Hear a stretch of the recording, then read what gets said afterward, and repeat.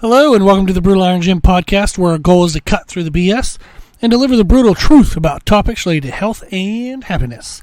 Today's podcast is number 1433. The topic is training and the title is Client Feedback.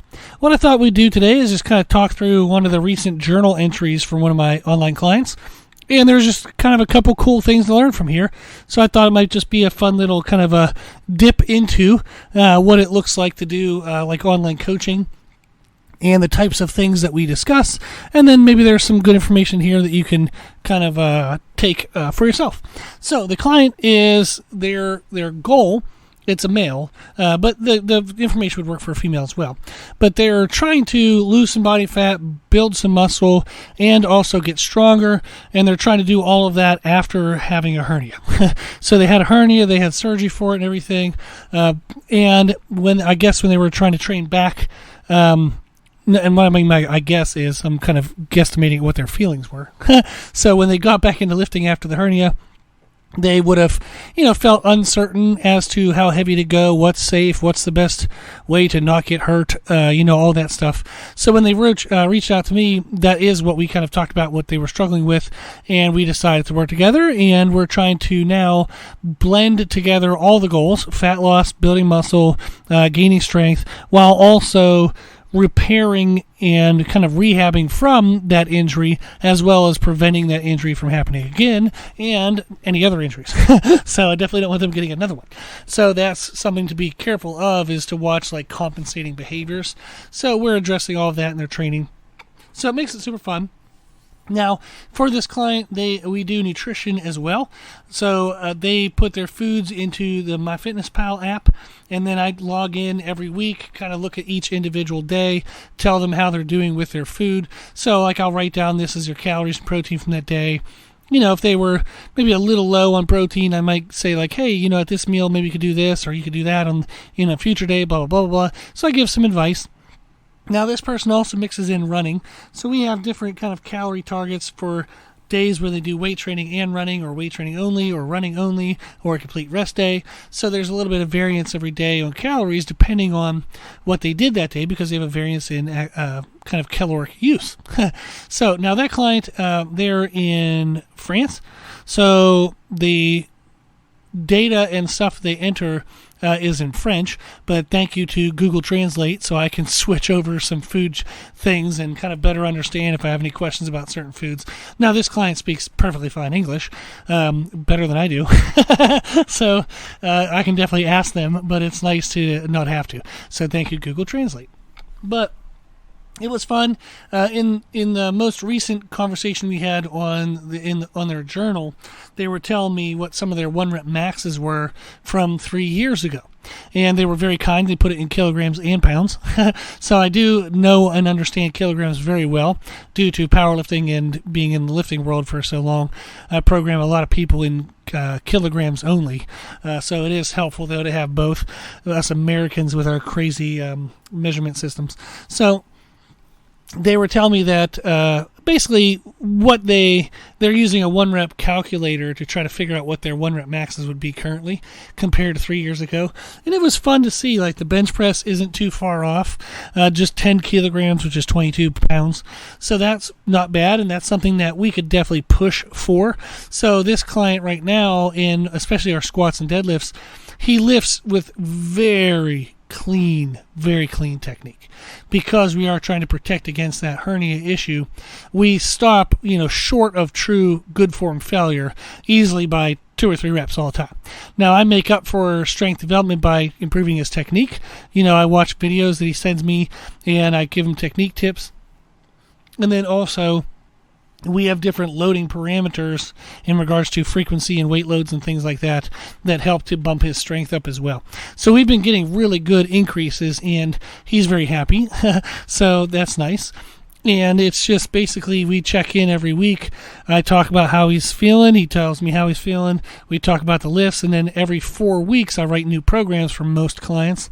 And I just kind of bump up the next program's intensity or weight selections or exercise selections to address what we find within each program. So he's very happy. Now, one of the things he asked that I thought would be neat for us to talk through is what should he track in any kind of like tracking journal, he thinks he might do an Excel sheet. Some people just write it on a piece of paper. Some people do different type of apps. There's different types of like lifting apps. One of my clients uses an app called Strong. It just looks like a blue barbell, and that's like the app image. So they use that, and I just check in on that and see how they're doing. So there's 4 million ways to track lifting, but they were asking, should I track a 10 rep max, a 4 rep max, a 2 rep max? Should I track what I do or what I estimate I can do? As in, do I track like 2 reps, or should I track whether or not I thought I could get 3 or 4 reps? That kind of stuff. So I told him, I said, track the weights you do in your workout. That is very helpful.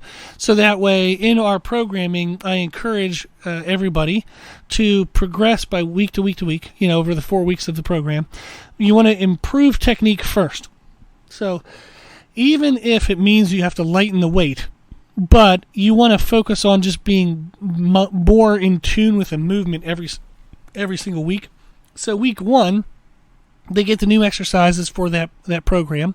They get to kind of feel them out. Maybe they've done the exercise before, but maybe it's on a different day in a different order. There's some other new exercises all around it. So it's going to feel different every time they do it. So the first week, they kind of get their feet wet, figure it all out, find what weights should be used for warm-ups and working sets. Second week, they can kind of push their body a little bit because now they have a little more confidence in what to do. The third and fourth weeks, then they really try to push to kind of force adaptation from the body. So that's the idea of the 4 weeks. Is week 1, they should be trying their best, but they're going to have a little, high and lows in weight selection because it's all new. Then in week 2, they refine that. Then week 3, 4, they really know what to do, and then they have to kind of push themselves to really progress.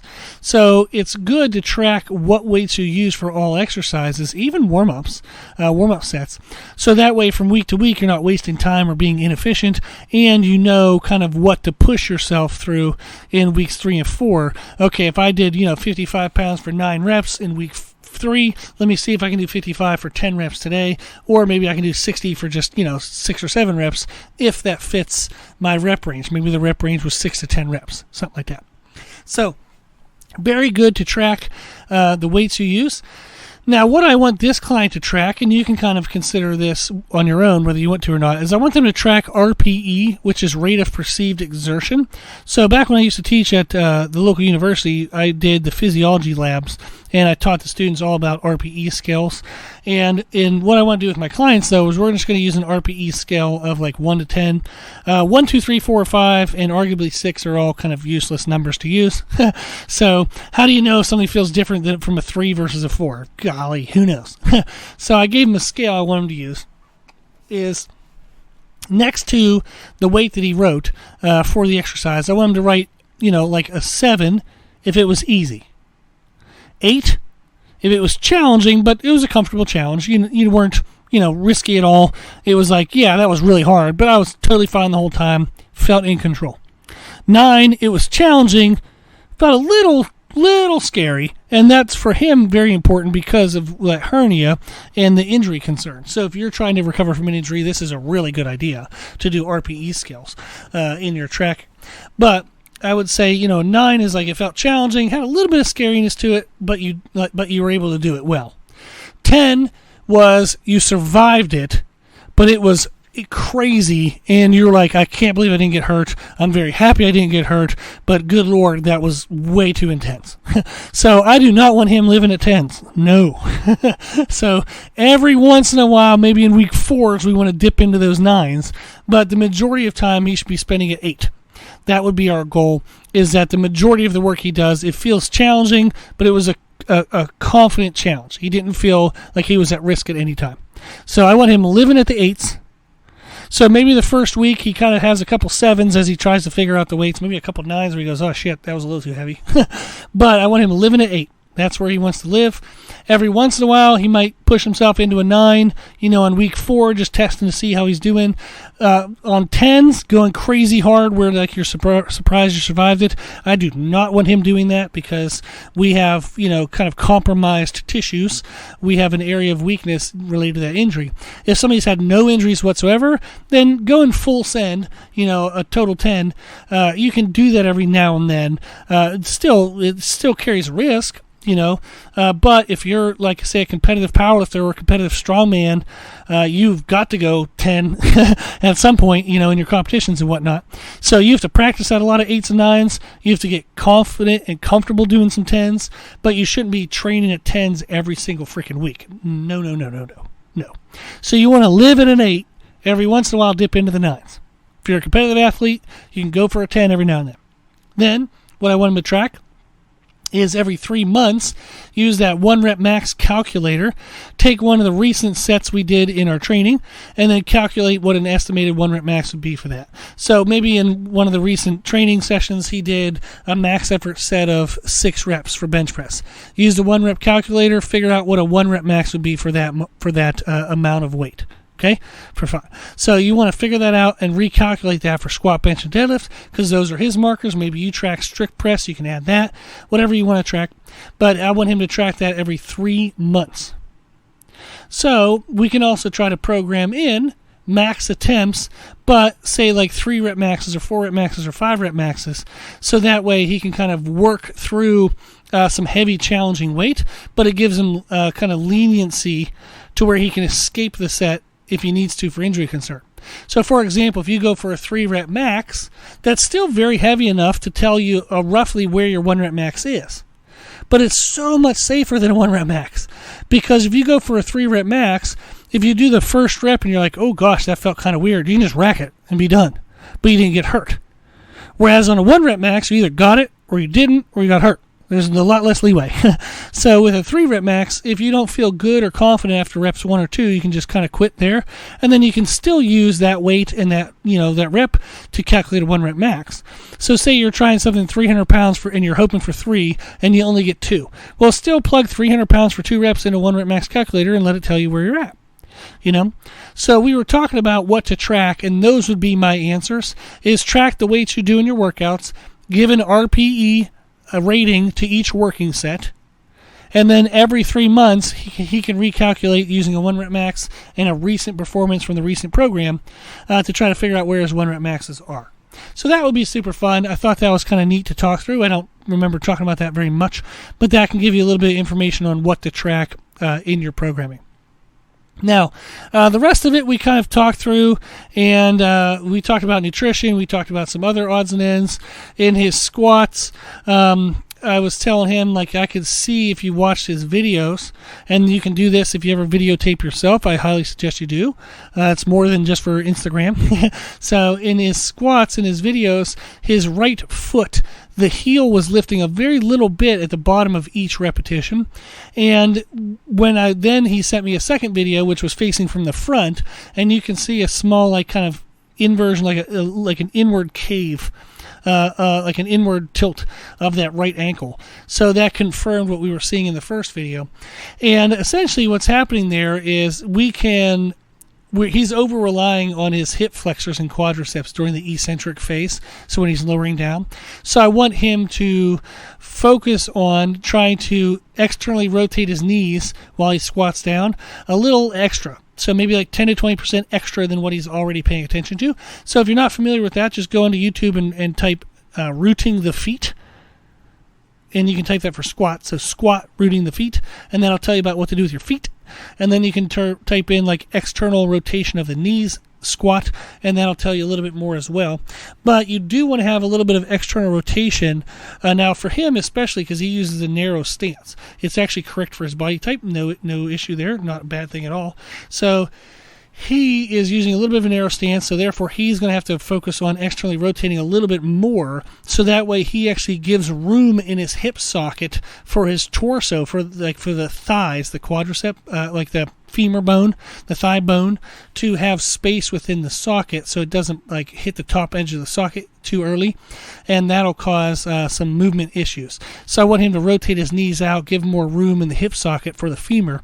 And then I also want him to think, while he's squatting down, to think of kind of pushing his heel into the ground like he's trying to squish a buck. So I wrote like parentheses, sorry, imaginary bug. But that's what I want him to do. So focus on a little bit of external rotation in the hips through the knees, a little bit harder, like 10 to 20% harder, and then really think of squishing a bug under your heel as he squats down. That's going to allow his hamstrings and glutes to be better loaded through the eccentric phase, and that's going to give him more strength as he stands back up. And it's also going to give him more equal weight distribution, stress distribution through all of the muscles, which helps protect that hernia. So that was neat. We then talked through like bench press as well. In his bench press videos, he was doing a very good job, but one thing you'll see sometimes is when people go to press upward, they forget to continue to squeeze their back and drive their chest up. So as you're bench pressing on the way down, on the eccentric phase, when you're lowering the bar down, you should be squeezing your back and pushing your chest up into the bar. But then as you go to press, you need to continue to push your chest up. Too often people let their chest kind of flatten out as they push upward, and that loses lockout stability and strength, and they're kind of missing some weight that they can really do. So I thought that was fun. I just wanted to kind of go through some of that stuff. This is very normal conversations I have with clients. I love this part of the interaction with people, and I love that I get to talk to and help somebody in France. It's pretty freaking awesome. So we talked through WhatsApp as well. That's where he sends his videos, and it's just fun. Like I never would have gotten the opportunity to help people in other parts of the world if it wasn't for the technology in the world today. So I'm very grateful for that, and I'm very grateful for the opportunity to just work with fun, nice people. It's just cool. It's a really cool life. Very blessed. But thought that was helpful. If you want to learn more about what online coaching looks like, you can listen to podcast 1178. It's a Q&A podcast titled What Online Coaching Looks Like. So pretty good title there. You can go to if you don't know how to get back to old podcasts, you can just go on the line, and go to, just type in Podbean Brutal Iron Gym. It'll take you to our Podbean homepage. And then on the right side of the screen, in the middle of the screen, you can see a search function, and you can just type in, 1178, or you can type in online coaching. Just type in some word of the title, and it'll pop up. That's also a fun way for you to find if you want to learn more about protein. Just type in protein, and it'll pop up all the podcasts about protein, or carbohydrates, or sodium, or weight loss, or whatever it is. That's a pretty cool opportunity there to be able to have the search function and be able to look at all of the old podcasts. Awesome. Well, hopefully that was fun. Hopefully it was just kind of entertaining and interesting to listen to what we talk about, and hopefully you took something from that helped you. If you have any questions, reach out. Our email is brutalirongym@gmail.com. I appreciate you listening to the podcast. I hope it's helping you live your healthiest and happiest life. If so, please consider sharing the podcast. The more people we share it with, the more people they can live their healthiest and happiest lives. So if you share it on social media, that's great. Share it in a conversation with a friend. That's awesome as well. Just the more people we share it with, the more people we can help. So thank you. Thank you to the patrons of the podcast, people who financially support the podcast, which you can now do on our website. The podcast is well over $1,000 a year for hosting costs. I give an hour to it every day. I'd love to keep it for free, and it's only thanks to the donations that it makes any sense to do so you help cover that cost. Some of it, I appreciate it very much. You can consider giving at our website, www.brutalirongym.com. There's an option there for a one-time donation, monthly donation, yearly donation. Anything you can give, even $5 a month, it does add up, and I appreciate it very, very much. Thank you.